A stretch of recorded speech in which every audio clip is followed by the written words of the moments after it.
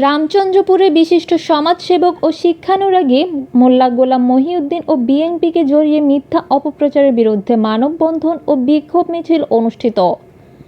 কুমিল্লা মুরাদনগরে বিশিষ্ট সমাজসেবক ও শিক্ষানুরাগী সুনামিয়া মোল্লা দারুল উলুম দাখিল ও হাফিজিয়া মাদ্রাসার প্রতিষ্ঠাতা আলহাজ মোল্লা গোলাম মহিউদ্দিন ও বিএনপিকে জড়িয়ে কথিত অনলাইন টিভি মিথ্যা অপপ্রচারকারীর শাস্তির দাবিতে বিক্ষোভ মিছিল ও মানববন্ধন করেছে রামচন্দ্রপুর উত্তর ইউনিয়নের কয়েক হাজার মানুষ।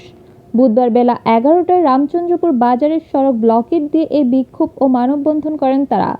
এ সময় বক্তব্য রাখেন রামচন্দ্রপুর অধ্যাপক আব্দুল মজিদ কলেজের অধ্যক্ষ মোহাম্মদ ফেরদৌস আহমেদ চৌধুরী, সহকারী অধ্যাপক শেখ মশিউর রহমান, রামচন্দ্রপুর রামকান্ত বহুমুখী উচ্চ বিদ্যালয়ের প্রধান শিক্ষক মোহাম্মদ তাজুল ইসলাম, আকবরের নেসা বালিকা উচ্চ বিদ্যালয়ের ভারপ্রাপ্ত প্রধান শিক্ষক মোহাম্মদ নাসির উদ্দিন, সুনামিয়া মোল্লা দাখিল ও হাফিজিয়া মাদ্রাসার ভারপ্রাপ্ত প্রধান শিক্ষক মাওলানা গোলাম মোস্তফা, রামচন্দ্রপুর দক্ষিণ ইউনিয়নের বিএনপি নেতা ব্যারিস্টার আব্দুল বাতেন, রামচন্দ্রপুর বাজার কেন্দ্রীয় জামে মসজিদের সভাপতি ডাক্তার সেলিম খান, রামচন্দ্রপুর উত্তর দক্ষিণ ইউনিয়ন ওলামা পরিষদের সভাপতি মাওলানা আবু হানিফ সরকার, সাধারণ সম্পাদক মাওলানা হুমায়ুন কবির, কোম্পানিগঞ্জ বদিউল আলম কলেজের সাবেক জিএস, সাবেক ছাত্রনেতা আব্দুস সাত্তার সরকার বাবু ও সাংবাদিক হাফেজ নজরুল ইসলাম প্রমুখ।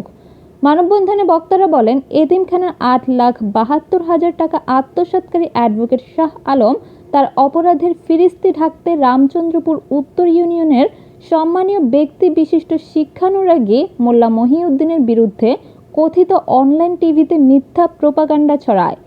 সে আওয়ামী সরকারের দোসর। গত 15 বছর শাহ আলম ও তার সাঙ্গপাঙ্গরা রামচন্দ্রপুর এলাকায় ভূমিদস্যুতা সহ নানা অপরাধের সঙ্গে জড়িত ছিল।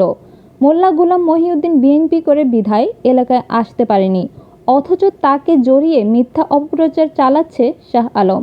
বক্তারা আরও বলেন, গোলাম মহিউদ্দিনের মতো মানুষ সমাজে বারবার জন্মায় না। উনি এই এলাকার আলোর দিশারি। বিক্ষোভ সমাবেশে উপস্থিত সকলে অ্যাডভোকেট শাহ আলমকে রামচন্দ্রপুরে অবাঞ্ছিত ঘোষণা করেন। এ সময় উপস্থিত ছিলেন রামচন্দ্রপুর উত্তর ইউনিয়নের বিক্ষুব্ধ জনতা, স্কুল কলেজের শিক্ষক শিক্ষার্থী, ব্যবসায়ী, মসজিদের ইমাম ও রামচন্দ্রপুর ওলামা পরিষদের নেতৃবৃন্দ সহ নানা শ্রেণী পেশার লোক।